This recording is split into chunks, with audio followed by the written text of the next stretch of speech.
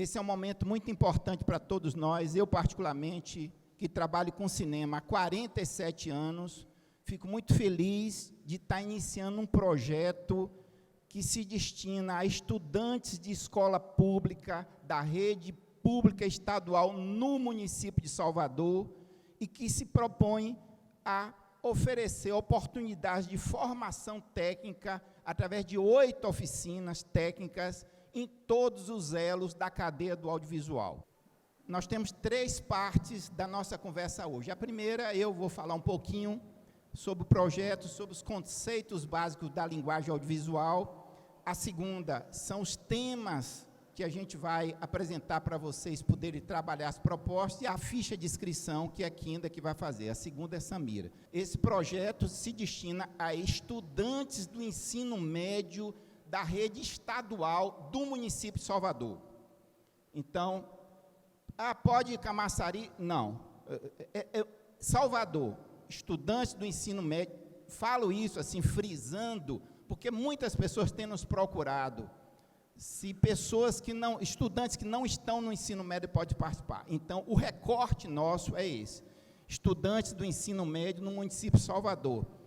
Vamos apontar uma perspectiva de formação técnica através de 8 oficinas, daqui a pouco eu falo sobre cada uma dessas oficinas, que aponte horizonte de profissionalização, é pleno. Ontem eu estava falando para minha filha, eu disse para ela assim, eu trabalho com cinema há 47 anos, você sabe quantos cursos de cinema eu tomei? Aí ela, quantos? Eu digo, nenhum. Agora, não foi fácil eu me dedicar para poder aprender, principalmente lá atrás, quando não tinha as redes sociais, não tinha o YouTube, não tinha os acessos que hoje nós temos. Então, essa possibilidade, como falou Venceslau, é uma possibilidade importante, eu acho que cada um de vocês tem que abraçar, até porque a participação no projeto é voluntária, Participa quem acha que pode ter um pouco de afinidade, essa afinidade pode se desenvolver. Então, as inscrições podem ser feitas online, através das nossas redes sociais, e temos todas as redes sociais, temos o YouTube, Facebook, Instagram e o TikTok, ou também, quem quiser e quem preferir, as inscrições podem ser feitas de forma física. Então, qualquer estudante, com esse critério que eu falei há pouco, pode escrever a sua proposta. Cada estudante só pode escrever uma proposta. Agora, a proposta dele pode ter 5, 6, 8, 10, 15, 20 pessoas na equipe, a critério dele, da proposta dele ou dela. Após o processo de inscrição, uma comissão, formada por 5 pessoas, vai habilitar, selecionar e classificar, escolhendo 24 propostas, 2 de cada tema. São 12 temas, 2 propostas serão selecionadas de cada tema. Ao todo, 24 propostas. Alguém pode perguntar, peraí, é 24 estudantes? Não. São 24 propostas. Cada proposta pode ter 5, 6, 8, 10, 15, 20 estudantes. Cada um define sua equipe. Eu, por exemplo, gosto de trabalhar com equipe pequena. Se botar uma equipe de 20, 30 pessoas, já atrapalha a minha cabeça. Agora, uma equipe pequena de 4, 5, 6, 8, eu vou embora com ela. Mas tem gente que trabalha com 50, com 70, com 80. Não deve ser o caso de vocês, mas estou dizendo porque não há uma regra e um gesto sobre isso. Então, cada proposta vai ter várias pessoas, até porque nós vamos estimular para que em cada uma das 7 oficinas outras, a de hoje é uma e mais 7 outras, as propostas indiquem representações diferentes. As propostas indiquem uma pessoa para participar da oficina de roteiro, outra pessoa para participar da oficina de direção de produção, outra pessoa para participar da oficina de direção de imagem, outra para participar de direção de áudio. Daqui a pouco eu vou falar sobre isso. Mas uma pessoa só não pode dirigir, fazer o roteiro, captar o áudio. Pode, mas não é muito bom. O bom é que a gente distribua mais, porque você não tem habilidade em tudo. Você tem habilidade em algumas coisas, e outro tem outras, e vai. O audiovisual e o cinema é uma linguagem, é uma arte, é um trabalho coletivo. Ao todo, as oficinas têm 302 horas ao todo, o total, e cada estudante vai ter 106 horas de formação técnica nas oficinas, cada um 106 horas. Ao final do processo, eu já falei um pouco, que vai ser a seleção de 24 obras curta-metragens, produzidos e dirigidos exclusivamente pelos estudantes. Os estudantes vão operar a câmera, os estudantes vão operar a ilha de edição, os estudantes vão fazer a produção com o nosso apoio, nosso suporte, nossa orientação. Eles e elas que vão fazer as obras, que serão os autores e as autoras das obras. E a segunda oficina é a oficina de roteiro. Essa oficina terá 10 horas de duração, são 2 dias com 5 horas cada. O público é 24 estudantes. Observe aquela particularidade que eu falei. Uma proposta selecionada indica uma pessoa para a oficina de roteiro. Nas outras, indica outras, de preferência.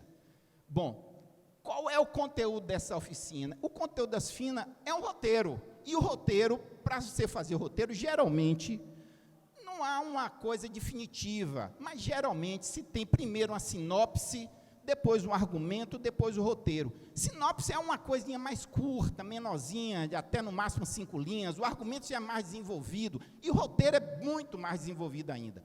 Eu não vou detalhar sobre cada uma dessas coisas agora, porque vai ter uma oficina apenas sobre isso, inclusive mostrando como se constrói um roteiro, a estrutura de um roteiro, a forma de um roteiro, tanto para documentário, quanto para ficção. A terceira oficina é a oficina de produção. Também vai ter 10 horas, serão 2 dias, 5 horas cada. O público também vai ser de 24 estudantes. Olha aquela história, né? A proposta selecionada indicou uma pessoa para o roteiro da primeira oficina. A mesma pessoa pode ir para a segunda oficina? Em tese, sim, mas nós não vamos estimular. Nós queremos estimular a diversidade, que mais pessoas tenham uma formação. Então, nós gostaríamos que a proposta que indicou uma pessoa para o roteiro indicasse outra pessoa para a produção. Bom, o que é esse conteúdo da produção? É algo muito amplo, mas é bom, e a gente vai orientar, para que a primeira coisa para se fazer uma obra audiovisual, é você elaborar um projeto, você fazer um projeto clássico mesmo, aquele jeito, né? Introdução, objetivo, justificativa, metodologia, referências, um projeto, porque com isso lhe dá uma base para você, inclusive, buscar fazer uma outra coisa que é importante, que é a captação de recurso. Ah, mas sem projeto eu posso produzir? Pode, mas você elaborando um projeto fica muito melhor. Outro item da produção também é a captação de recurso. Mas eu preciso captar recurso para fazer uma obra audiovisual? Sim, que seja o recurso do tio ou da tia que financia. É o tio ou a tia que financia. O colega, que seja vaquinha online, pela internet, é muito comum.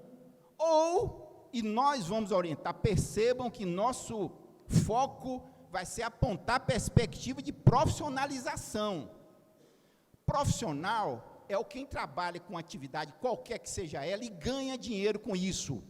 Amador é quem trabalha com qualquer atividade, qualquer que seja ela, e faz por amor. Faz por amor. O amador pode fazer bons trabalhos, melhores até do que o profissional. Então, essa oficina de produção vai falar sobre a captação do recurso, vai falar sobre plano de produção. Plano de produção é aquela estrutura para te guiar no trabalho da produção, que é a filmagem. Como que vai ser a tua filmagem? Que horas começa? Quem pega quem se encontra onde? Qual é o equipamento? Que horas tem um intervalo? Que horas termina? Isso tudo vai estar dentro do plano de produção. Eu não vou detalhar mais, porque vai ter uma oficina sobre isso. Avançando, tem a etapa da produção, que pode ser chamada também de etapa de filmagens. A filmagem pode ser também chamada como etapa da produção. E a última coisa importante também, se for um dinheiro público, ou até mesmo dinheiro privado de uma empresa, alguma coisa, tem que haver prestação de conta. A quarta oficina é uma oficina de direção de arte.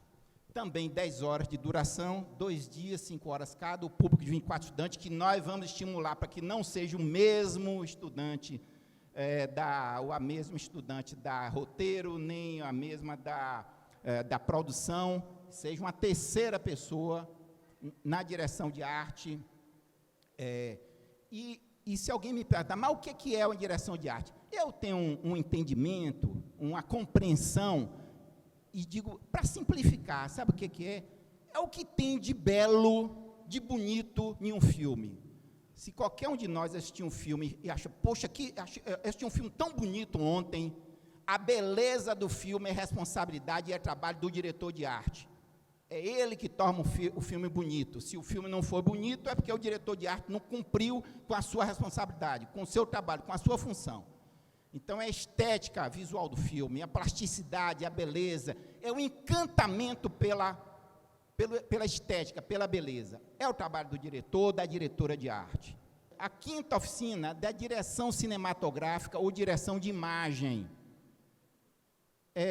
já muda um pouco do ponto de vista quantitativo. Aí são 15 horas, são 3 dias, porque não só nós vamos falar o papel de um diretor, de uma diretora, e tem crescido muito no Brasil e na Bahia a presença de diretoras dirigindo filmes importantes, o papel do diretor e a responsabilidade dele num filme. Quando o filme está pronto, se lança na rua, é o autor ou autora, o filme de fulano. Não pense que é a minha vaidade, não, mas as pessoas, Olavo, aquele seu filme, já que eu falei Quilombo da Bahia, eu vou falar, aquele seu filme Quilombo da Bahia, mas não sabe o quantitativo de pessoas que trabalharam comigo para construir esse filme. Então, mas quem leva quem carrega esse legado de autor do filme é o diretor, a diretora.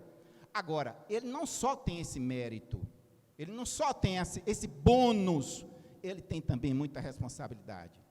Então, a responsabilidade de um diretor, de uma diretora no filme é que nós vamos discutir nessa oficina de direção. Já que eu falei diretores, e tenho falado algumas vezes diretoras, eu quero dizer também que as propostas, a presença de mulheres na equipe técnica da proposta, qualifica a proposta. Uma proposta que não tem mulher nenhuma, a classificação dela fica embaixo. Propostas que têm mais mulher, quanto mais mulheres na equipe, mais chance de aprovação essa proposta tem. Importantíssimo isso. A sexta oficina é a oficina de operação de câmera e fotografia. Operar a câmera é mais fácil a gente entender, mas não é assim muito simples a aprender, não. Danilo Bellino, por exemplo, que é um grande câmera já com larga experiência, Rogério Almeida, com larga experiência, é muitos e muitos anos de dedicação para poder ter essa habilidade de operar, porque não é só apertar o botão, não é só colocar a câmera num tripé, não é só ligar as tomadas, você tem que ter a sensibilidade de captar a melhor imagem, Também nessa oficina vamos tratar de equipamentos, dos planos, a composição. Poxa, mas tem tudo isso? Você pode fazer sem nada disso, mas se você tiver tudo isso, você faz melhor. O que é que você inclui no teu quadro, quando você define um quadro com a câmera? O que é que tu inclui e o que é que tu exclui? Isso é exercitar sua inteligência, seu talento, para você dizer, tira isso aqui, ou então coloca isso aqui. Isso é composição. Eu queria destacar que, nesse momento, os 24 estudantes vão ser desmembrados em 3 turmas de 8. 3 turmas. Para que isso?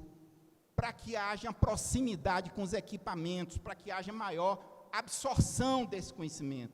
Bom, a próxima oficina é a operação de áudio, que tem duração de 63 horas, e também vamos dividir 3 turmas de 8 membros, com esse objetivo de maior proximidade com o equipamento. O conteúdo, eu botei um conteúdo muito geral assim, captação de áudio e equipamento, mas vou dizer uma coisa para você que eu nunca esqueci, que eu aprendi em 1993, quando eu estava dirigindo meu primeiro longa-metragem, Paixão e Guerra no Sertão de Canudos. Eu estava editando no Rio de Janeiro, e o montador do filme me disse assim, Olavo, o áudio é mais importante que a imagem em um filme. Então, a captação de um áudio de um filme é fundamental, fundamental. E a gente puder, e vamos poder, fazer uma captação exclusiva com uma pessoa que faça essa captação. e não a mesma pessoa opere a câmera, produza, dirija, faça o roteiro e ele mesmo capta o áudio. Então, vamos ter uma oficina só de captação de áudio, com 63 horas. A última oficina é a montagem, edição e finalização, 126 horas. Você vê que a gente está aumentando. Tem pessoas que partilham do conceito, não vou dizer que está certo, que está errado, mas partilham do conceito que um filme é feito na montagem. Um filme é feito na ilha de edição. Se me perguntar qual é a minha opinião pessoal, eu digo meio a meio. Metade na ilha e metade na captação das imagens. Então, a pós-produção é a última etapa do projeto. As imagens vão ser todas visionadas, depois feita uma decupagem, depois feita uma montagem. Precisamos de uma trilha sonora. É original, vai pegar de alguém, coloca a trilha sonora. Vai ter narração de off? Não vai ter. Você pode fazer tanto a ficção quanto o documentário, com a narração em off, aquela narração à parte, onde a pessoa que está falando não aparece, a imagem dela, quanto sem. Não tem muita regra. O cinema precisa da inteligência, da sensibilidade, do talento, da criatividade, da emoção de cada um de vocês para ser feito. Divulgação, lançamento e distribuição. A divulgação, vamos utilizar aquilo que está ao nosso alcance. A gente pode colocar outdoor para divulgar a minha obra, o meu filme? Raras vezes eu utilizei. Sabe por quê? Porque o outdoor custa R$ 1.800, um período de 15 dias. É caro. Então, vamos utilizar aquilo que está no nosso alcance. Vamos trabalhar nesse projeto com curtas metragens, até 15 minutos. Eu quero minha proposta é 4 minutos. É 4 minutos. É 3, é 3. É 12, é 12. Vocês é que decidem, mas é curta, é no máximo 15. E no futuro vocês podem partir para um longa, para um média-metragem. Existem muitos formatos de tempo sem nenhum problema. Bom, eu queria ter a honra, a alegria e o prazer de chamar Samira Soares. Eu vou apresentar para vocês um pouco dos eixos temáticos. Não se assustem, porque eu vou falar de 12 temas. Juventude e trabalho, o olhar da juventude para o futuro, expectativas e inseguranças no mercado de trabalho, educação, empreendedorismo solidário e situações criativas de enfrentamento ao desemprego, perspectivas de trabalho, emprego e renda, horizontes profissionais. Nós, enquanto juventude, de fato, a proposta do primeiro emprego, esse novo exercício profissional na nossa vida, ainda é muito desafiador.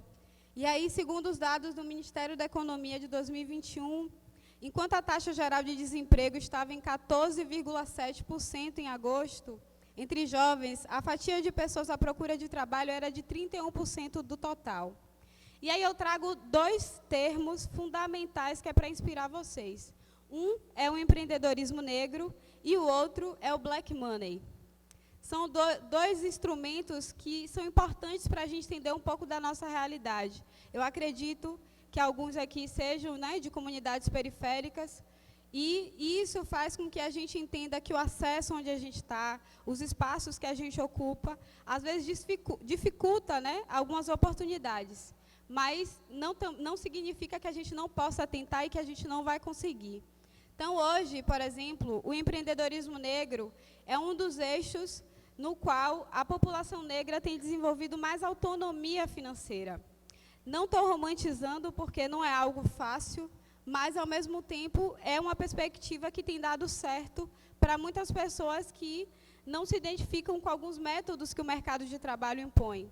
Então, hoje, 51% dos empreendedores brasileiros são negros, e esse empreendedorismo tem crescido cada vez mais justamente pela falta de adaptação ao mercado de trabalho, pela perspectiva de entender que o seu negócio, o que você gosta de fazer, o que você quer fazer, às vezes é algo que é muito seu e da sua autonomia, né?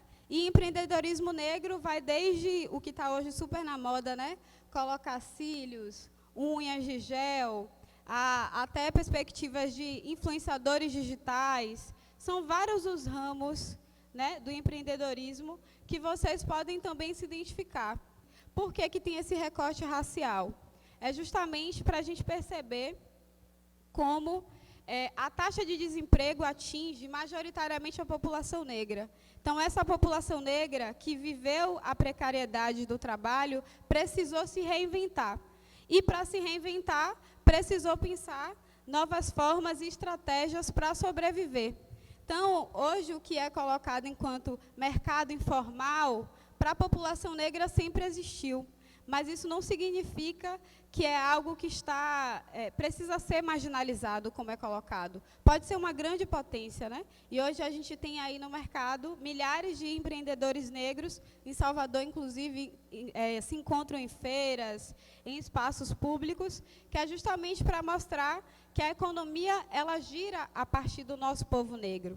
E é por isso que o Black Money vem com essa perspectiva, né? Que é o dinheiro negro. Isso significa que é um dinheiro que circula entre a comunidade negra. Por exemplo, se eu hoje invisto o meu dinheiro para empreendedores negros, eu estou fazendo a economia girar entre a comunidade negra. Se eu hoje uso o meu dinheiro para uma empresa que é racista, que é LGBTfóbica, eu estou financiando esse tipo de empresa. Então, é importante a gente também ter uma noção, uma dimensão, para onde vai o nosso dinheiro, o que é que a gente faz com o nosso dinheiro e como a gente também, através desse movimento, a gente consegue pressionar as grandes marcas para que também tenha representatividade no seu corpo profissional. No ano passado, na verdade, tem uns 2 anos, a gente ouviu falar de algumas empresas como Magazine Luiza, como a Nubank, que abriram processos de seleção para contratar profissionais negros. E isso não foi porque eles tiveram essa ideia do nada, quiseram simplesmente incluir a população negra nos grandes cargos, para além daqueles cargos que são de exploração, né, que é o comum que a gente vê.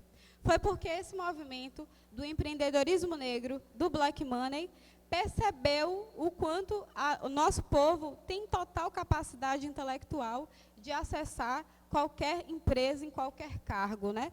Desde a vaga de terceirizado, se quiser, até uma vaga de TI.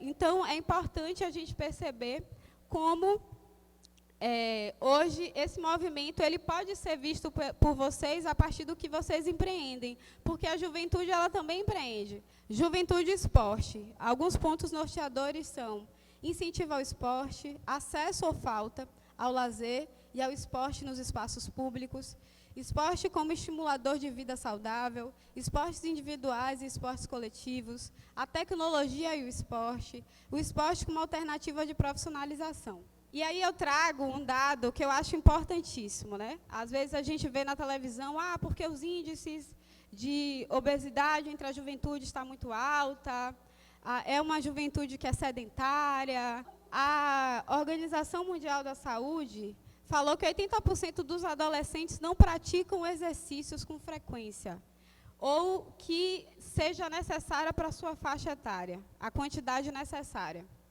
Mas quais são esses esportes? Quais são essas práticas esportivas que a OMS está focada? Então, praticar esporte, vocês podem falar, por exemplo, sobre o aspecto de qualidade de vida a partir disso, a partir de um esporte que tenha relação cultural com vocês, que afetem vocês de uma certa forma. Pode ser o futebol, naquele campo do bairro que vocês gostam, pode ser o futsal, pode ser o handebol, pode ser a capoeira. E aí eu trago a importância da gente, de fato, ter uma vida saudável. Isso não é uma fala de uma palestrinha chata. É algo que é necessário. Se a gente não cuida do nosso corpo hoje, posteriormente a gente vai sentir o baque, né? Eu acho fundamental falar isso. Sobretudo porque a qualidade de vida, ela é importante não só para o nosso corpo físico, mas principalmente para a nossa saúde mental. Eu vejo, por exemplo, hoje no TikTok, que eu sei que aqui todo mundo tem, no TikTok o quanto existem pessoas que falam muito sobre musculação, sobre vida saudável, e perceberam que não era só sobre estética, era também o quanto ajudava nas crises de ansiedade, nas crises de depressão. Então, o esporte ele pode ser visto para além da ótica da competição, ele pode ser visto para uma lógica de autocuidado. E aí eu trouxe o TikTok Dance. Vocês já viram, com certeza, nos vídeos do TikTok, aquelas batalhas, né? Não sei se aqui na escola tem, eu nunca vi em Salvador. Olha as meninas rindo ali. Esses círculos, esses grupos que se organizam para fazer essas batalhas de dança, essas pessoas elas precisam ter dimensão de como é que funciona aquela dança. Se tem uma regra, se tem uma coreografia, se tem uma estratégia de lidar com o ritmo, com o tempo, isso se torna também uma habilidade esportiva. E aí, hoje o TikTok a dança, sobretudo, né, é um dos maiores fenômenos que a gente tem nas redes sociais. Eu sou jovem, mas eu já não sei mais fazer essas coreografias rápidas, não consigo alcançar. Mas vocês veem crianças, né, de 3 anos, 4 anos, adolescentes fazerem com uma naturalidade absurda. E isso é visto com futilidade. Eu não acho que seja futilidade, porque vocês estão movimentando o corpo de vocês estão exercitando, estão estimulando a criatividade, estão estimulando o corpo, e isso por si só já é muito importante. Juventude e educação. Dentre um dos tópicos está violência e bullying, escola, família e sociedade, são espaços acolhedores? Como o conhecimento compartilhado pode contribuir para um futuro melhor? Educação e mudanças de mentalidades. A educação pode mudar o mundo? E aí eu trago 3 pontos importantes para discutir sobre esse tema. Primeiro, que existe um dado muito forte de que 60% dos jovens negros, né, apenas 60% conseguem concluir o ensino médio. Isso é um dado que demonstra o quanto existe várias questões e várias camadas sociais por trás desse processo do abandono escolar. Não que esse seja o caminho mais acertado, mas a gente precisa entender que existem realidades sociais completamente distintas. Uma juventude do interior, por exemplo, vive uma outra realidade na zona rural, em que, às vezes, é esse jovem que sustenta a família. Então, esses índices falam sobre questões muito únicas, né? Muito específicas, que é sobre perspectivas de acesso, desigualdades sociais. Então, esse é um dado aqui que demonstra que jovens brancos conseguem ter mais acesso a concluir o ensino médio e, posteriormente, a acessar a universidade do que jovens negros. E eu vou explicar para vocês o porquê isso mais à frente, porque todas as opressões que nos estruturam nos colocam em camadas diferentes na sociedade. E é importante a gente ter consciência disso para a gente perceber como é que o sistema nos coloca à margem e como a gente pode romper essa expectativa do sistema. E aí, quando a gente discute hoje sobre violência, sobre bullying, que é um termo, um conceito que às vezes é misturado com outras opressões, né? Existe o bullying, que a gente sabe que é muito bem discutido hoje na escola, que são práticas de violência, seja no âmbito individual, seja no âmbito coletivo. Eu lembro muito da minha época de escola, que eu tinha um colega que ele tinha dificuldade de fala. E ele era uma pessoa com deficiência. E as pessoas davam risada quando ele queria se expressar. Isso tinha uma esfera do bullying ali, pelo aspecto da estética dele, do lugar social, ele era da zona rural, mas também tinha o capacitismo, que é uma violência completamente absurda e desestimula vocês, quando fazem tal ato, estimula, na verdade, para que a pessoa abandone aquele ambiente. E o certo, na verdade, é a gente incluir a todos, até porque todas nós e todos nós temos diferenças, né? E aí, eu trago para vocês como hoje, no âmbito educacional, né, a gente tem várias ações afirmativas. Eu, por exemplo, entrei na universidade pela política de cotas. E eu tenho muito orgulho de dizer que eu sou cotista. Sou cotista, e isso não foi porque eu não tive capacidade de acessar a universidade. Inclusive, eu tirei 960 na redação, isso num período em que eu vim de escola pública e eu fiz o Enem 3 vezes. Passei na 3ª, porque eu tive que ver quais eram as minhas estratégias para eu, de fato, acessar a universidade, porque eu tinha que acessar a universidade, né? A educação, ela, de fato, transforma as vidas, e ela transformou a minha vida né? Então, as ações afirmativas vão desde as políticas de reparação social, as políticas de cotas, que hoje tem vários segmentos, inclusive para pessoas negras, para pessoas trans, né, e travestis, para pessoas com deficiência. Tudo isso é por entender que essas pessoas, elas acessam essas políticas de uma maneira muito diferente de quem vem de uma escola particular, de quem tem um acesso econômico muito melhor do que o nosso. E aí, um outro debate fundamental é que vocês, quando vocês acessarem a universidade, vocês vão ter que se debater, se encontrar com as políticas de permanência. Porque, às vezes, o ambiente da universidade nos coloca para vários outros desafios, né? A vida é um eterno desafio. Então, permanecer na universidade pode ser desafiador se você for um jovem que precisa trabalhar e estudar no mesmo período. Se você morar longe da universidade, se você tiver, que for o meu caso, né, que sair da sua cidade natal para ir estudar nesse ambiente.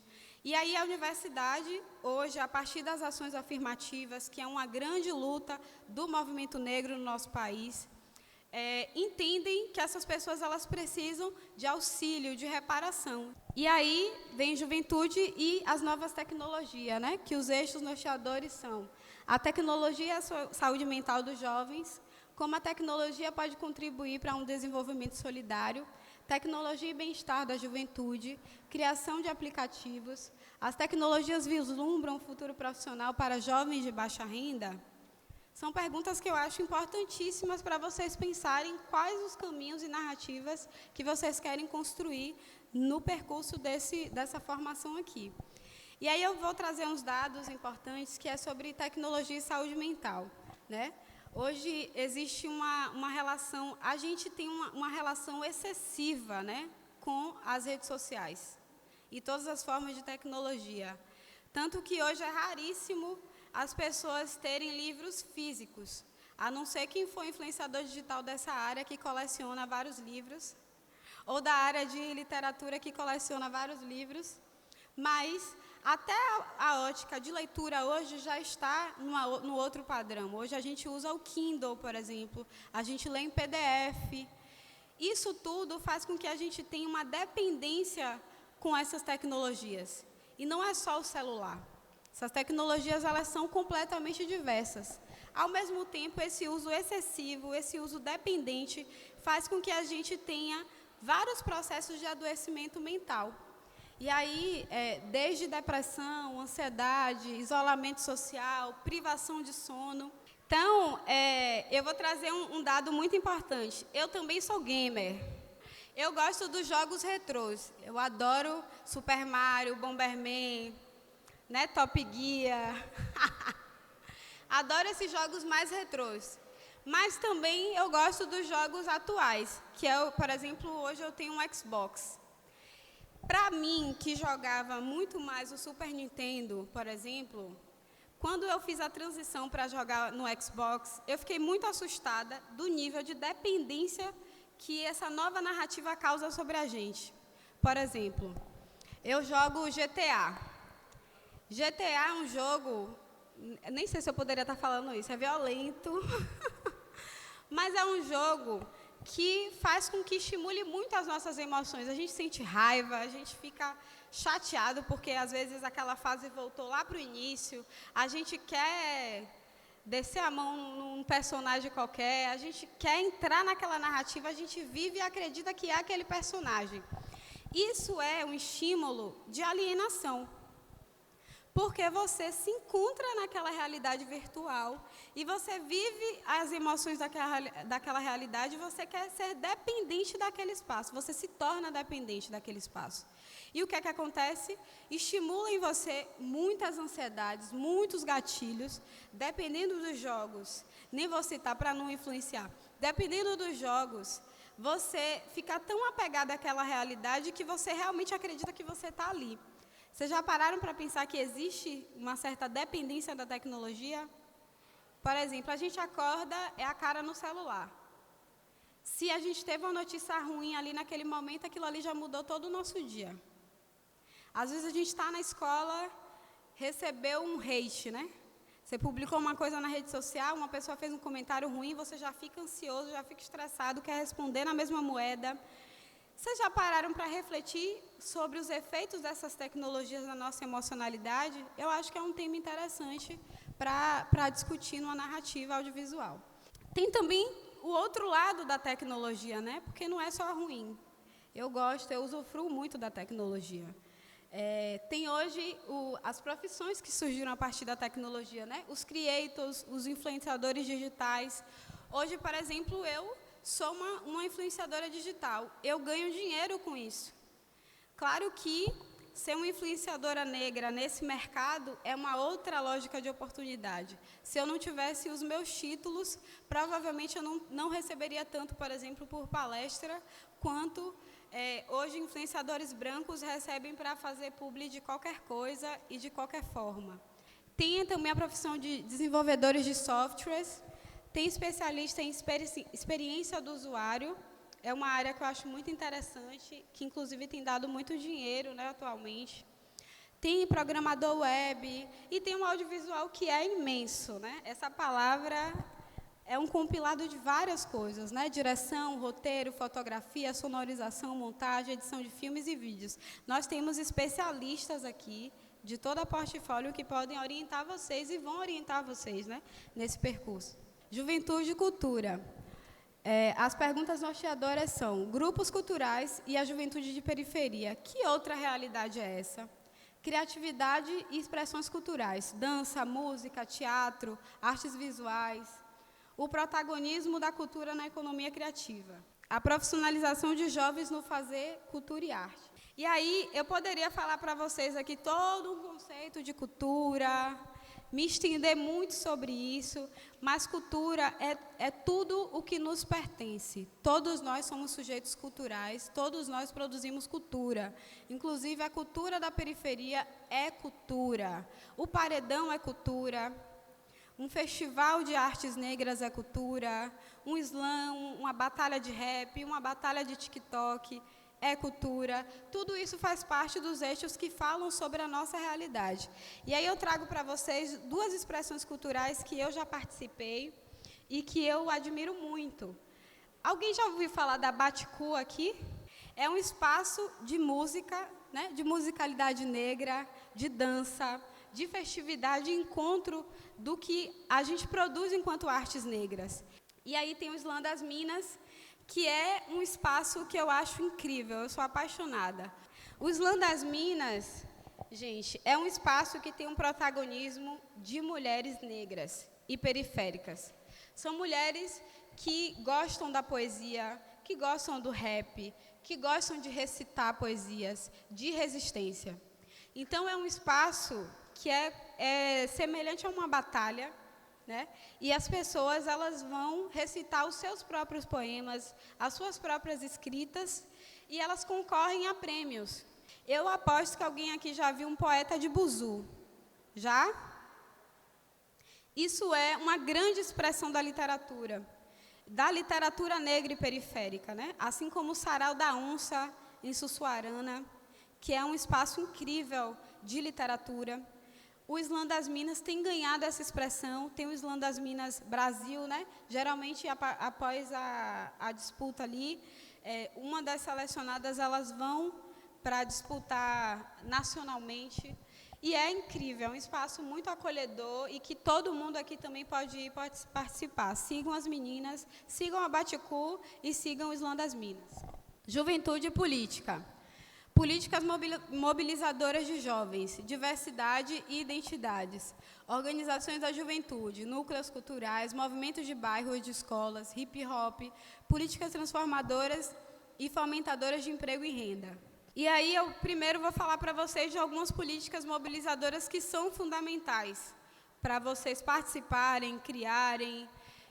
Hoje existem, na verdade, há muitos anos já existem, né? Hoje, para a gente ter uma educação de qualidade, existiam movimentos estudantis que lutaram para que a gente pudesse ter acesso.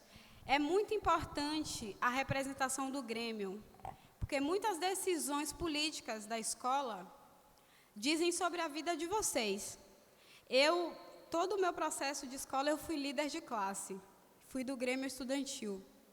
Por quê? Porque eu entendia que se eu não participasse, se eu não dialogasse com os meus professores, com todos os gestores da escola, muitas coisas que eram colocadas não iriam dialogar com a minha realidade. A gente tem que entender o que são os nossos direitos e também o que são os nossos deveres. Então, a organização estudantil vem desse lugar. E hoje a gente tem aqui, né, a representação de estudantes secundaristas, a gente tem representações da União Nacional dos Estudantes, também tem os movimentos negros, que podem ser movimentos de juventude ou não. Eu, por exemplo, sou do Movimento Negro Unificado. O MNU é um dos mais antigos movimentos negros do nosso país. Dentro do MNU tem vários eixos, juventude, LGBT, mulheres, de todos os aspectos para todo mundo. Mas, o porquê que é importante a gente também estar organizado em alguns movimentos políticos, para que a gente, de fato, discuta políticas de acesso. Se hoje existem cotas raciais, foi porque os movimentos negros lutaram para que existissem cotas raciais. Isso é fundamental que a gente entenda que a política diz sobre a nossa vida. E se diz sobre a nossa vida, a gente tem que participar de uma certa forma. Quem conhece Racionais aqui? Eu adoro Racionais. E por que eu gosto de Racionais? Porque muitas letras de Racionais falam sobre a nossa realidade. Então, quando a gente escuta Racionais, que às vezes isso é associado à marginalidade, né? É como se a gente não pudesse ouvir expressão do rap, do hip-hop. São expressões de luta que dizem para a sociedade, através da arte, o quanto existe racismo, o quanto existe classismo, o quanto existe diversas violências e que a gente precisa falar sobre isso, né? Uma outra expressão, por exemplo, é Emicida. Quem conhece Emicida? Massa. Eu também gosto muito de Emicida e eu trouxe aqui para vocês o exemplo do documentário Amarelo, que surge da experiência do álbum Amarelo, que é inclusive um álbum fundamental, fala sobre saúde mental da juventude negra. Então é um documentário belíssimo, está disponível na Netflix. Vamos falar sobre juventude e saúde mental. As redes de atenção psicossocial nas escolas e bairros, a saúde mental dos adolescentes e jovens e os novos desafios, inquietudes, transições, alternativas saudáveis, enfrentamentos à depressão e ao suicídio. Eu trouxe aqui 3 tópicos importantes sobre esse tema da saúde mental, né? Primeiro, que de acordo com a Organização Mundial de Saúde, a saúde mental ela é fundamental para a nossa habilidade coletiva e individual de pensar, sentir, interagir uns com os outros e aproveitar a vida. É importante a gente também perceber que os aspectos que agravam a nossa saúde mental têm a ver com os contrastes sociais, com as desigualdades sociais. Isso significa que, hoje, a nossa juventude tem falado muito sobre transtorno de ansiedade, depressão, né, toque, vários processos de adoecimento que antes não eram falados, e não é que a nossa juventude não aguenta nada. É porque hoje a gente discute saúde mental, que é um problema estrutural, que todos nós, de alguma forma, temos algum processo de saúde mental. E é importantíssimo discutir sobre isso, porque, às vezes, um colega nosso pode ter uma crise de ansiedade por uma pressão. Chega o fim da unidade, a gente está cheio de prova, a gente tem que dar conta dos seminários, dos trabalhos. É uma pressão tão grande que pode ter alguma crise de ansiedade. Isso existe. E é importante a gente trabalhar isso porque isso precisa ser tratado com a devida dignidade e com o devido cuidado. Não é frescura, não é qualquer coisa. Se vocês percebem um colega que tem um transtorno depressivo, que apresenta sinais de depressão, não é porque ele está se vitimizando, não é porque ele quer atenção. A atenção, de fato, todos nós queremos, né, e precisamos, porque o cuidado, o afeto é algo que todos nós devemos ter acesso. Mas discutir saúde mental é falar sobre adoecimento psíquico. Ou seja, vários eixos da nossa sociedade fazem com que a gente adoeça. Pobreza pode nos adoecer emocionalmente, violência de gênero, violência racial, LGBTfobia, né, que é LGBTQIAPN+, fobia. E aí, eu trouxe aqui para vocês o CVV, que é o Centro de Valorização da Vida, que tem diversos conteúdos importantes e necessários para valorização e promoção da vida. Significa que todos esses processos que a gente vivencia, eles devem ser acompanhados por um profissional, né? E se na escola isso for observado, vocês precisam falar sobre isso, né? Acionar as pessoas responsáveis, porque isso, de fato, precisa de um acompanhamento e precisa ser visto com a devida seriedade. Juventude e violência. Como a violência afeta a juventude de baixa renda, histórico, exposição, grupos de riscos, juventude negra e a polícia, respeito ou desconfiança, redução da exposição da juventude negra à violência, formas solidárias de prevenção. E aí eu quero trazer para vocês que hoje, na verdade, há muitos anos, a juventude negra já lidera os índices de violência. E isso porque é a juventude que é mais vitimada pelo nosso Estado. Ou seja, o nosso Estado, ele é representado pela polícia, por exemplo. Quando muitas pessoas, não sei se vocês já ouviram falar da expressão genocídio da juventude negra. Quem já ouviu? Isso é muito real nas nossas periferias. Não é à toa que muitos jovens negros são assassinados pelo nosso Estado. Não é à toa que muitos jovens negros, infelizmente, acessam, né, o tráfico de drogas e vivem as consequências desse espaço. Tudo isso tem uma origem, né? Tudo isso vem de um processo de vulnerabilidade social.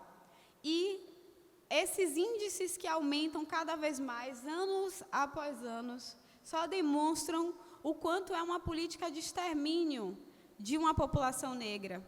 Então, segundo o IBGE, cerca de 11,5% nos últimos 10 anos cresceu nessa classificação, enquanto a taxa de assassinato de pessoas brancas caiu em 12%. É muito desigual quando a gente vai colocar estatisticamente. Não existe, por exemplo, genocídio da juventude branca. Quem está na mira, de fato, são os jovens negros.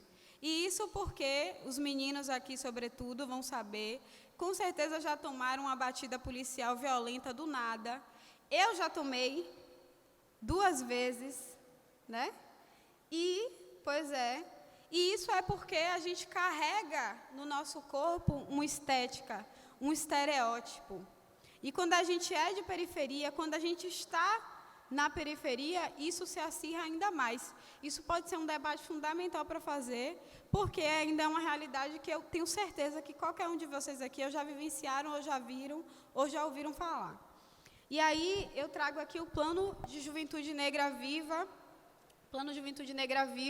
que é justamente mostrar que existe essa realidade, mais uma das facetas do racismo no nosso país, que é de violação de direitos dos jovens negros e que é importante que as políticas públicas de igualdade, promoção da igualdade racial, sejam efetivas para acompanhar toda essa juventude, que inclusive é o que eu estou vendo aqui, né? Maioria negra, maioria periférica.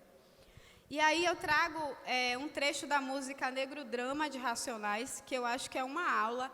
Para mim, essa música, por si só, já é uma produção audiovisual. Eu já dando dicas, assim, ó. Porque o que é que fala essa música Negro Drama? Diz justamente o quanto é difícil ser negro e de periferia, onde o Estado, de fato, nos olha como alvos. Essa música é um espetáculo.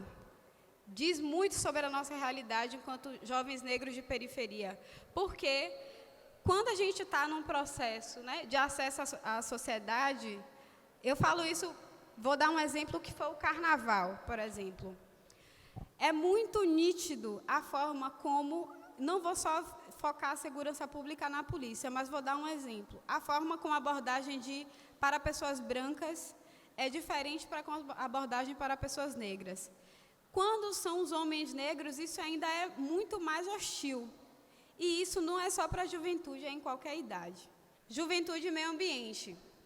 Como a violência afeta a juventude de baixa renda, juventude, meio ambiente, o desenvolvimento sustentável, demandas emergenciais, o meio ambiente e o futuro, cuidar para viver melhor, Juventude e Atenção para com a Sustentabilidade Ambiental, atuação de organizações em defesa do meio ambiente. Eu trago 3 eixos diferentes que vocês podem trabalhar sobre a pauta de meio ambiente, por exemplo. Para além do debate da reciclagem, né, da reutilização, que a gente já sabe, a gente já conhece, os vários R's que a gente aprende na escola, existe um tema que é fundamental, racismo ambiental. Quem já ouviu falar? Rapaz, essa escola é babado, viu? Esses meninos, essas meninas sabem de tudo, eu fico feliz. Existe um processo que foi, desde o processo da colonização, na verdade, né? Tem uma música de Lazo Matumbi que é 14 de maio, que fala que após a abolição, as pessoas negras foram jogadas às margens. E, literalmente, se a gente for observar onde a gente mora, onde a gente vive, ou morou e viveu, estão às margens dos grandes centros urbanos. E isso significa o quê? Que as pessoas que vivem às margens, elas sofrem muito mais consequências das desigualdades sociais. Isso vai desde o processo de enchentes, poluição do ar, proximidade à destinação de resíduos sólidos e tóxicos. Tem ruas que vocês encontram lixos a céu aberto, coisas que a gente não vê na Barra, coisa que a gente não vê na Graça, no Corredor da Vitória. E aí existe um grupo hoje, vou trazer um exemplo de povos e comunidades tradicionais, que são jovens indígenas. Inclusive, a gente tem essa representação da Bahia, que é a Alice Pataxó. Ela é uma jovem que está participando de conferências internacionais sobre mudanças climáticas. Por quê? Por exemplo, quando tiveram as chuvas aqui no nosso estado, no ano retrasado e no ano passado, o extremo sul, por exemplo, foi completamente tomado por água. Isso é sobre uma política de acesso ao território. Se essas comunidades foram extremamente prejudicadas, é porque, de fato, elas não tinham os mesmos acessos que outras comunidades que sofreram com as chuvas, tiveram menos impactos, por exemplo. E um outro tema que eu trago também dentro desse eixo de meio ambiente é sobre ginecologia natural. Existem estratégias hoje para o meio ambiente de autocuidado para as pessoas que menstruam, e eu falo esse termo pessoas que menstruam porque não só mulheres menstruam, homens trans também menstruam, estão descobrindo formas ecologicamente corretas para lidar com esse processo do ciclo. E vão desde absorvente de pano ou uso do coletor menstrual. Gente, absorvente de pano é a tecnologia que as nossas avós usavam. É uma tecnologia sustentável e isso não é sujo, porque construíram que o sangue da gente é sujo. Mas é uma estratégia porque os absorventes descartáveis, eles têm substâncias que estimulam para que a gente sinta cólica e estimulam para que a gente menstrue por mais dias. Vocês sabiam disso? Porque existe uma indústria por trás que faz com que a gente consuma mais remédios e que a gente compre mais absorventes de plásticos. Por consequência, a gente polua mais o meio ambiente. Juventude e diversidade. Esse foi um tema que me perguntaram, eu vou falar sobre diversidade e sobre orientação sexual. Existem hoje, né, aqui dentre os eixos estão diversidades étnico-raciais, crenças, classes sociais, orientação sexual, escolaridade, vivendo a diversidade e construindo convivências solidárias, LGBTQIAPN+, juventude e a diversidade religiosa, combate à intolerância religiosa. E aí eu vou trazer 2 eixos principais. Primeiro é que, quando a gente fala de diversidade, a gente logo pensa na comunidade LGBTQIAPN+. Por que esse nome é tão extenso? Né? É uma sigla tão extensa? Porque existem várias identidades dentro dessa comunidade. Então, lésbicas, gays, bissexuais, transexuais, queer, intersexo, assexuais, pansexuais, não binário. Eu nem preciso perguntar se existem pessoas LGBT aqui, né? Porque em todo lugar existe, né? Amei. Sinal que... Pois é, eu sou uma mulher lésbica, por exemplo. E me entender dentro dessa diversidade foi fundamental para eu compreender os lugares que eu tinha que ter acesso e direito, todos os lugares que eu precisava entender a minha afirmação, os lugares que eu poderia viver vulnerabilidades, os lugares onde eu poderia me sentir segura. Tudo isso é acesso à diversidade. E aí, existem outros aspectos que também entram nessa aba da diversidade, que são os marcadores sociais da diferença. Esse é um conceito criado por Patricia Hill Collins, que é uma importante feminista negra estadunidense, que ela aponta todas essas divisórias que a gente passa, né, e existem na sociedade. Então, existe um marcador social de raça, classe, gênero, geração, existe a opressão que vem através do capacitismo, existe a gordofobia, existe também todos os processos de violência que se dão através da identificação da orientação sexual. E existe também uma outra violência que essa semana foi muito comentada, que é o racismo religioso. E aí, vou trazer o caso do Big Brother Brasil, que todo mundo aqui viu, que eu sei que vocês assistem BBB, que foi o caso do Fred Nicásio. O que é que aconteceu? Existe racismo, sim, para determinadas populações que têm religiões que são diferentes do que foi imposto à norma. Então, uma pessoa que é candomblessista, de umbanda, né, que cultua as suas religiões de matriz africana, ela não sofre apenas intolerância religiosa, ela sofre racismo religioso. E esse caso foi escancarado no Big Brother, porque Fred ele disse uma frase que foi importante. Não é sobre intolerância quando atinge uma população que é majoritariamente negra. Então, é racismo religioso. Então, se alguém aqui sofrer qualquer tipo de opressão, hoje o Estado tem todo um aparato, né, para acolher essas denúncias, desde a Secretaria de Igualdade Racial, a Secretaria de Políticas Públicas para as Mulheres, ao Casarão da Diversidade, ou Centro LGBT. Então, são vários os espaços que vocês podem acessar, entender seus direitos e, inclusive, se munirem mesmo dessas informações para não passarem por determinadas violências. Juventude e identidade negra. A gente já está chegando no fim, viu, gente? Ser negro ou negra os diferenciam? A rua, o bairro, o que diz a cor e a renda dos moradores da cidade.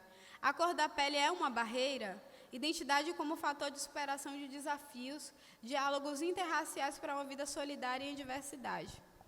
E aí, eu já falei um pouco sobre o que é violência racial, né? Que é uma violência que existe no nosso país, e o porquê que existe para pessoas pretas ou até pessoas negras de pele clara, que têm traços negros. O racismo, ele é, no Brasil, um racismo de marca. Esse é um conceito que Horaci Nogueira, um importante intelectual negro, cunhou. O que é que ele afirma? Que o racismo no nosso país, ele age a partir da identificação da sua identidade negra. É por isso que as políticas de cotas têm uma banca de heteroidentificação. Ou seja, eu sou uma mulher visivelmente negra. Ninguém tem dúvida que eu sou negra aqui, né? Eu tenho cabelo crespo, eu tenho a pele preta e eu tenho os traços negros. Poderia ter aqui uma pessoa de pele clara do meu lado, que também poderia ter cabelo crespo, traços negros, mas a pele mais clara. A pele mais clara vem do processo de miscigenação, que não deve ser celebrado. A miscigenação do nosso país veio através de um estupro colonial. Isso é muito importante. Então, quando as pessoas brancas dizem, mas eu também sou negra, Kay Alves, minha família tinha negros, minha família é negra, então eu não posso ser racista. O racismo no nosso país, ele é de marca, ele atinge quem tem a identidade negra. Nos Estados Unidos, o racismo ele é amplo, porque ele também atinge quem tem origem. Então, eu, por exemplo, eu sempre trago essa frase. Eu sou filha de uma família interracial. Falo na origem da minha família. Minha avó materna é uma mulher preta e minha avó paterna é uma mulher branca. Eu posso dizer que eu sou branca? Não existe isso. Então, se eu sofrer uma abordagem violenta da polícia, ele vai saber que eu sou preta. Não tenho a menor dúvida disso. Então, isso é a diferença quando as pessoas brancas querem se dizer negras ou querem fraudar cotas. Nós fazemos parte de uma geração hoje que entende que a violência racial fez com que a gente entendesse que a gente odiasse os nossos corpos negros, odiasse a nossa identidade negra. Então, eu achava antes que eu tinha que alisar o meu cabelo para eu ser aceita na sociedade. Hoje, eu posso alisar o meu cabelo se eu quiser, se eu escolher. Não porque eu não acho que eu sou negra, até porque quem é negra de cabelo alisado não deixa de ser negra. Isso é porque existiu todo um processo de políticas de empoderamento. E aí, como o Antônio Olavo falou, né, eu sou uma das fundadoras da Marcha do Empoderamento Crespo, um movimento que existiu justamente para a afirmação dessa identidade negra e que, posteriormente, se reverberou enquanto geração tombamento. E aí eu trouxe um trecho de um texto meu, que eu não vou ler, mas que basicamente é uma geração que antes era colocada às margens e diziam que a gente devia tombar nas valas do nosso Estado, é uma geração que fala que o tombamento que a gente dá em resposta à sociedade racista é afirmar a nossa identidade negra, é afirmar o quanto a gente é intelectual, a gente é potência e a gente pode estar em qualquer espaço. E aí, juventude e sexualidade, que é um tema que com certeza vocês já ouviram muito aqui, né? Gravidez e maternidade na adolescência e na juventude, sexualidade e a prevenção contra DSTs, o corpo e o conhecimento, falar de sexo sem tabu, descoberta da sexualidade, o papel da família, escola, sociedade e Estado. E aí, a gente sabe que gravidez na adolescência é um fantasma que persegue a nossa sociedade até hoje. E, às vezes, as pessoas querem culpabilizar aquela menina, aquela jovem, né? Porque ninguém culpabiliza os homens, né? Os homens podem aí sair engravidando a rodo, que eles nem se sentem responsáveis a serem pais, né? Mas a gravidez na adolescência hoje é um fator que, nesses últimos 4 anos, reduziu, mas ainda é muito presente. Então, é muito comum, infelizmente, nas nossas escolas ainda, jovens aparecerem grávidas. E isso é porque o debate da sexualidade, ele não é feito com a devida seriedade, né? A juventude faz sexo. Isso não deveria ser um tabu, não deveria ser algo tratado como risinho. Isso existe, é uma realidade. Mas por que essa juventude faz sexo? E não é esse tema, né, que é ridicularizado, é colocado enquanto tabu, não pode ser visto como uma política de promoção de saúde. Eu lembro quando, na minha época, a gente teve um seminário sobre sexualidade na escola. E aí uma das professoras, a professora de biologia, coitada, foi nos mostrar como é que se inseria uma camisinha. E aquilo ali foi uma risaiada, uma gargalhada, uma gastação. Ninguém entendeu qual era o principal objetivo daquilo, que é justamente a gente tem que saber como é que se utiliza a camisinha para quem usa, né, quem tem que usar a camisinha, porque é fundamental. E, inclusive, gravidez na adolescência é uma consequência da cultura da desinformação, porque hoje é importante a gente poder escolher se a gente quer ou não ter filhos, né? Até porque se sustentar já está difícil, sustentar um outro ser é mais difícil ainda. Isso também diz sobre prevenção de doenças sexualmente transmissíveis, né? Hoje existe, por exemplo, a PrEP, que é a profilaxia pré-exposição, quando você tem contato, né, sexual e você não sabe se existe um processo ali de uma DST ativa. Tudo isso é sobre promoção de saúde que todo mundo aqui deveria ter acesso. Ou, se não tem, procurar saber, porque hoje a gente tem acesso ao TikTok, no próprio TikTok a gente tem debate sobre sexualidade. Então é importante também a gente acessar. Gente, eu quero agradecer pela escuta de vocês, agradecer e espero ter inspirado vocês na produção. Quero ver vídeos que falem, sim, sobre a realidade de vocês, mas também que tragam, né, para além do âmbito da denúncia, iniciativas que existem, né? Iniciativas culturais nos bairros, iniciativas na escola. Eu sei que vocês têm um total protagonismo e que vão mostrar isso através dos vídeos. O projeto ele é voltado exclusivamente para vocês, estudantes de escola pública, no período cursando, né, o ensino médio, do 1º ao 3º ano. No ato da inscrição, como já foi falado aqui, cada estudante pode escrever uma proposta. Esse estudante, a gente pode chamar ele de representante ou proponente. Porém, cada equipe pode ter 1, 2, 3, 4, 5, né, membros, até 15 membros. Enfim, vocês podem se organizar dentro do núcleo da escola de vocês essas equipes para fazer a inscrição. Uma mesma pessoa não pode escrever mais de uma proposta, porém, diversos, né, dentro da equipe ou dentro da mesma escola pode realizar essa inscrição. Como é a forma de inscrição? A forma de inscrição ela vai ocorrer de duas formas. Tanto no modo virtual, vocês já estão com folder, né? Podem levantar aí o folder, quem tiver com folder.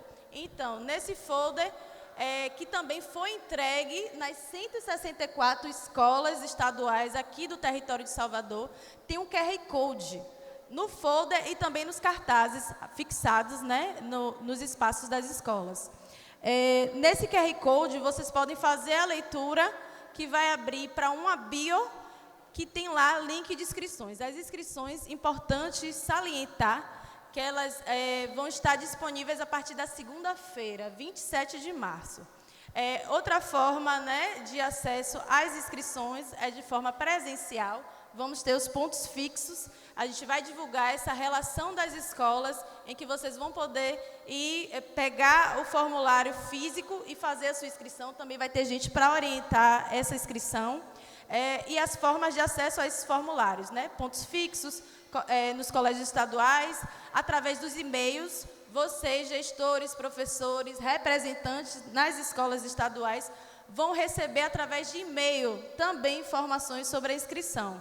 Então, através do QR Code, Linktree e das nossas redes sociais. Gente, aproveita esse momento aí com o celular, acesse a nossa rede social, Força Jovem Audiovisual, que vocês vão poder receber também essas informações, acessar essas informações.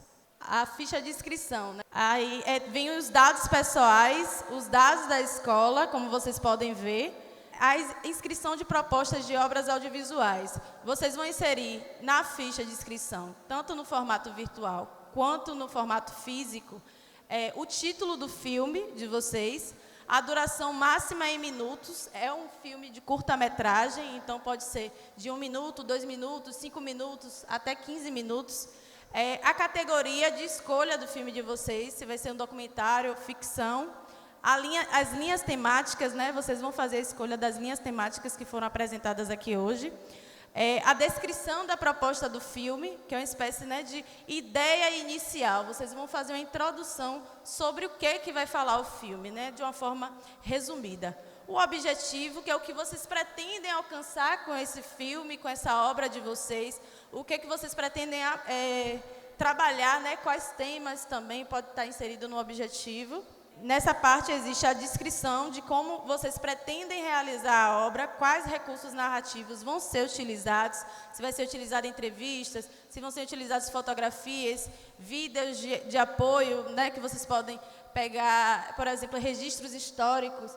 Então, vocês podem estar utilizando de diversos recursos narrativos. A equipe técnica, lembrando que a presença de mulheres na equipe técnica vai qualificar a proposta, então é indispensável, né, que a equipe seja diversa. E a estratégia de divulgação, que é justamente as redes sociais, também canais de apoio, quem vai estar apoiando, a própria escola pode entrar como apoiador, né, no Vida de vocês. Essa estratégia de divulgação, principalmente nas redes sociais, que foi citado aqui. Então, é extremamente importante essas estratégias de divulgação. Isso vocês vão estar preenchendo no formulário. Acessem Força Jovem Audiovisual. Se tiverem dúvidas, também podem nos enviar através do e-mail forçajovemaudiovisual@gmail.com. E deixo o convite aqui para que vocês se inscrevam, compartilhem muito, mandem as nossas redes para os colegas de vocês, para quem se interessar, se envolvam, mobilizem. Esse projeto só vai ser possível, só vai ser viável com o envolvimento e a participação e o compromisso de vocês, né? Novamente agradecendo a escuta, vou passar a palavra aqui ao Olavo e parabenizar, né, pelo dia de hoje. Foram falas extremamente necessárias e mais uma vez agradecer a escuta de vocês. Obrigada. Só para terminar, mais uma vez agradecer a direção, os funcionários, a equipe técnica do ICEA, a professora Maribel, uma acolhida maravilhosa. Dizer para vocês, assim, qualquer tema, qualquer ideia, dá um filme, dá um livro, dá qualquer obra de arte. O que Samira falou aí, enquanto Samira falava, eu imaginei 12, 14, 15, 16 possibilidades de realização de um filme, ou documentário ou ficção. Samira já dá um filme. Aproveitem. Muito obrigado a todos vocês. A inscrição é fácil, prática, e vamos construir um projeto bonito que merecemos. Muito obrigado. Obrigada, professora. Obrigado a vocês todos.